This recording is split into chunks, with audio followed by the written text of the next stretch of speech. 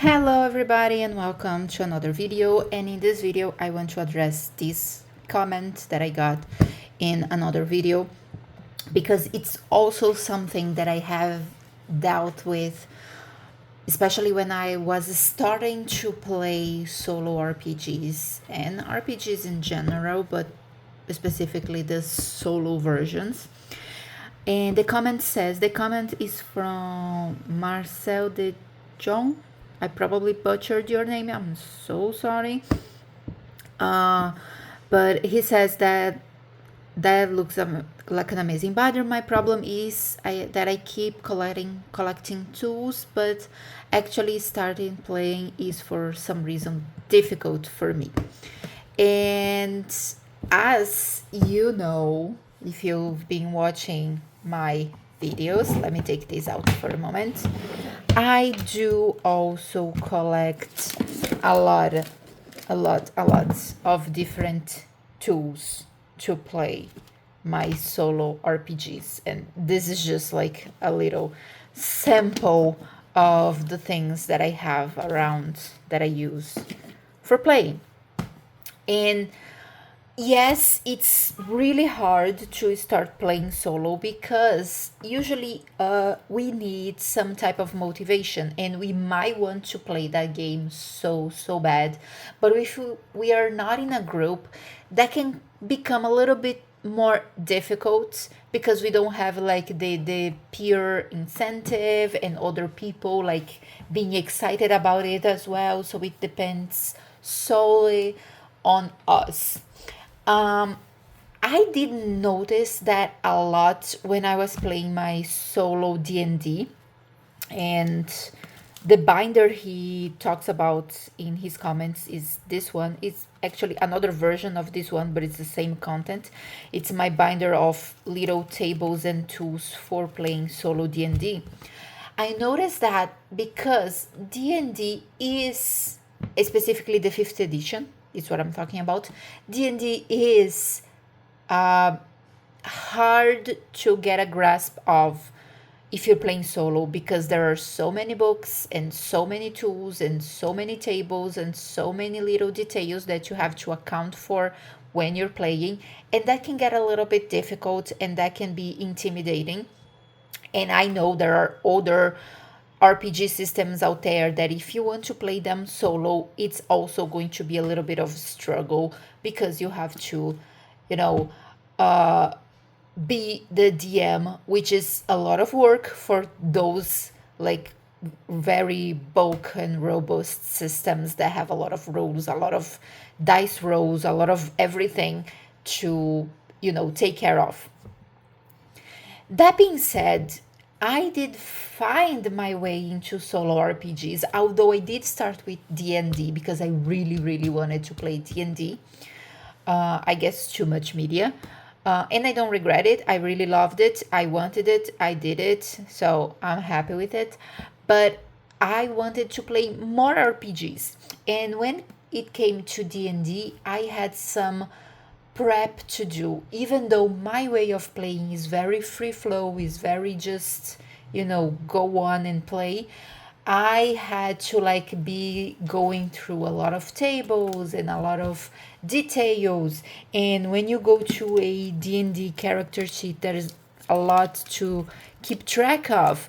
And yeah, that can be intimidating. And by the way, everything that I show here, this character sheet is going to be in my itch.io page, link in the description. All the pocket games that I may mention, also I got like 90% of them from itch.io. You can just go there and search in the search bar the names that you might see here and you're going to find it. Okay, so what did I do to start playing more RPGs or solo RPGs without getting caught up in the trap of collecting tools and not actually playing them? I'm going to give you some of the things that have helped me, and maybe those things can help you as well. The first thing was exactly this little box here. not this little box per se, but the things that are in here.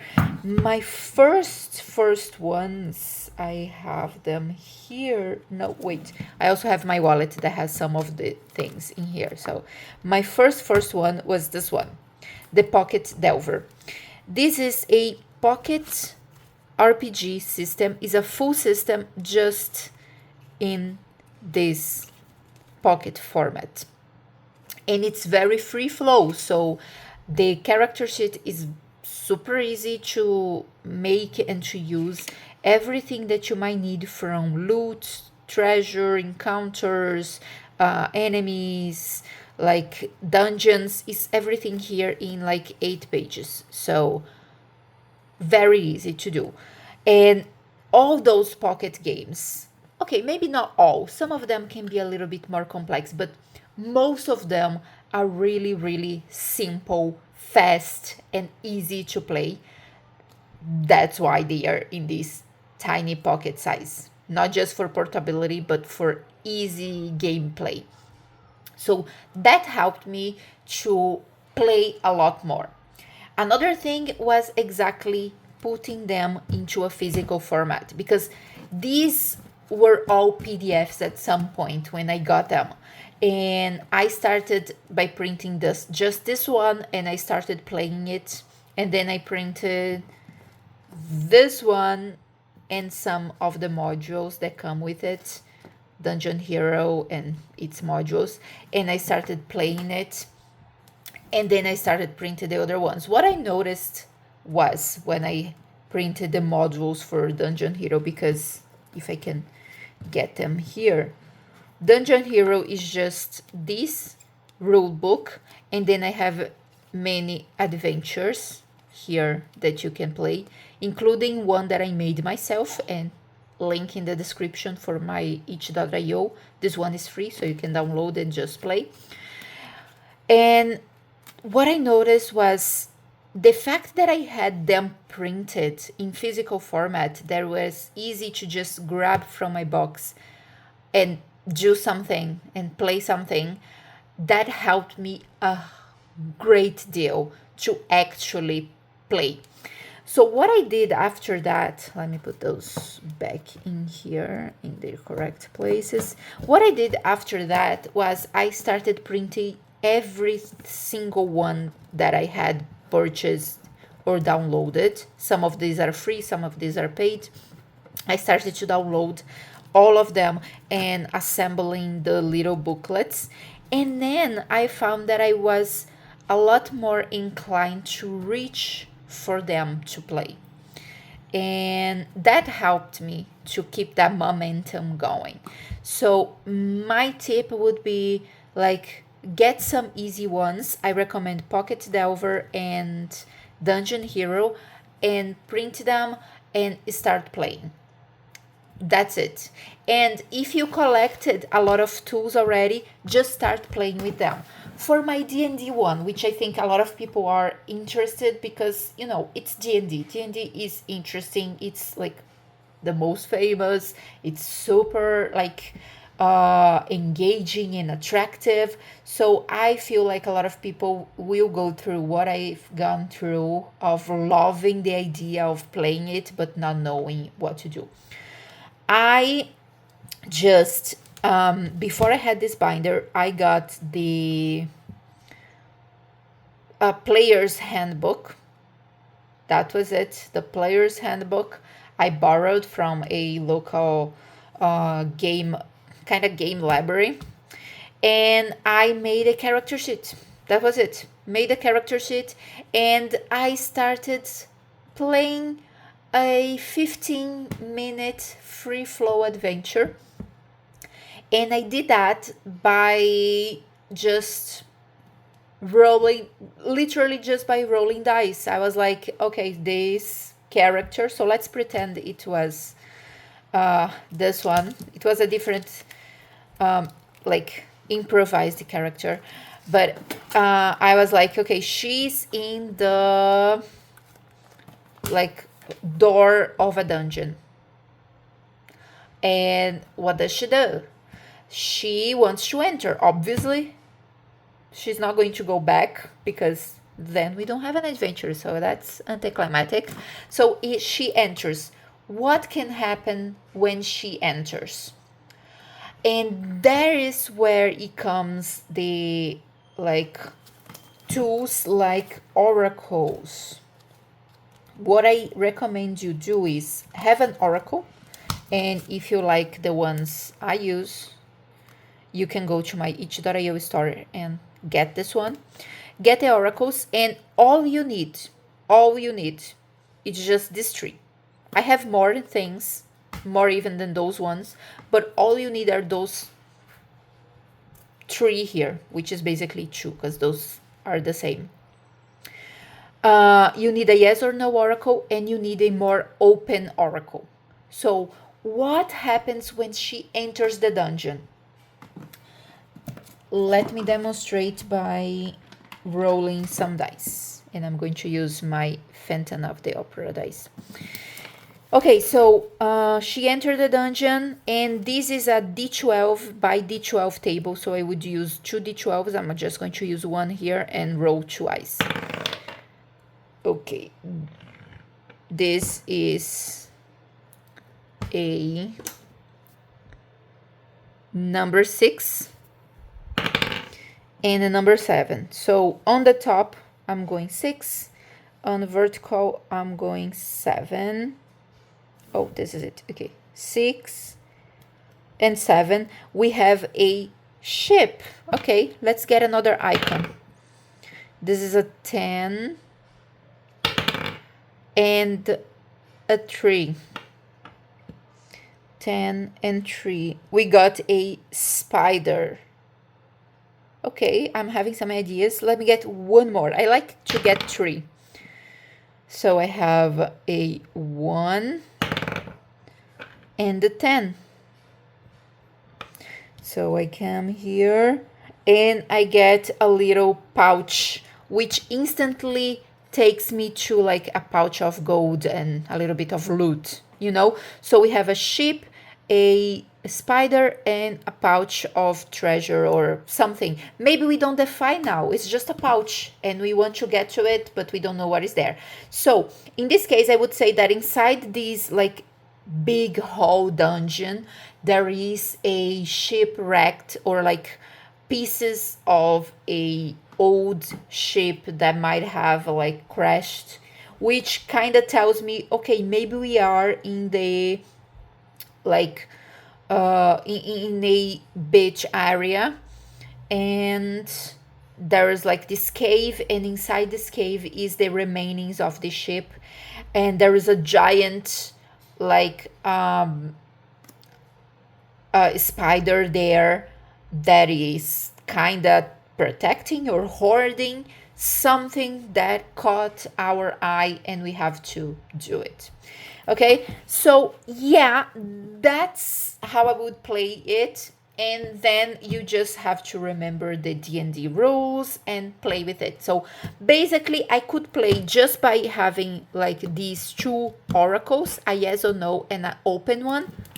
And if you get this one in particular, you can get the icon version or a words version. They are totally different, so you can use both. I use both, but if you prefer words, you can use this. If you prefer images, you can use this. It's totally fine. So 2 oracles is all you need, and of course knowing the rules, the general rules of the system you're playing. I remember that I started by just like having that book, and I found this quick reference. You can look for D&D quick reference or D&D cheat sheet, and you're going to find this. And this thing just told me like, oh, okay, I have a spider here, so I'm going to combat. What do I do? So I have here actions and combat, and I can, you know, move around my story with that. So a cheat sheet would be great for you to start, plus 2 oracles. That's it. Start by doing that. You're going to get a lot of rules wrong. You're going to do a lot of mistakes, which will make a lot of mistakes. It's going to be really messy, but it's going to work, and you're going to play something and you're going to learn, because your brain is going to be like, okay, but I don't remember how to do this. How do I do that? And then you're going to look for that specific rule and you're going to start learning the system more. I like to play I like to learn the system by just playing it. And if I make mistakes along the way, that's totally fine. Another example in what I did that is this one, Self Fantasy. It's a relatively new system and adventure from River Workshop. This is it. I'm also going to put the link for this one below because I like this one. What I did was I got it from him and I started reading around. I read a little bit. It's really fun. And then I started playing. I have like a character sheet example here. I started playing and I missed a lot of rules in this one. When I was giving him some feedback, I was like, yeah, my character just died really quickly because of this and that. And then he reminded me, oh, but you could use these other like stat to compensate things and keep yourself alive more. And I was like, oh yeah, I totally butchered that rule. And it's totally fine. It was fun anyway. I died, but it was fun anyway. Anyway, so I am tending to play it again, reminding myself that I can do like use this specific rule that I forgot to use. And it's totally fine. You're playing alone. Nobody's going to judge you for that because nobody has to know. You just have to play. Okay? So, yeah, those are my tips. Get oracles, maybe 2, maybe 3. I don't think you need more than that. Get a character sheet and know the basics of the system you want to play with. This is enough, and you're going to be fine with that. And it's basically that. I think the thing that helped me more was carrying my oracles and playing pocket versions of RPGs. I think that really helped me get into it, and that kind of gave me the confidence to tackle more complicated systems such as D&D and Four Against Darkness, which is not that all that complicated, but has a lot more material than my pocket ones. So it kind of gives you a little bit more confidence because you're played a little bit more times in solo version, and then you feel more secure improvising, which I think is the best thing about solo RPGs is developing that improvising bone in you. Okay, so yeah, that's what I had to give on advice about that specific problem of collecting tools or looking for tools and never actually playing. It's more of like choose like 3 favorite ones and the system and go at it, and it's going to be fine. I hope you guys like it. If you did, please press the like button in this video. Comment below what other things you feel about solo RPG or RPG in general. What do you want to talk more about? What are your concerns and problems and insecurities? I would be really, really happy to talk about it because let me guarantee you that I probably had all of those when I was starting, and it's normal, and I probably have a lot of those still at this point. So I see you guys in the next video, and bye bye.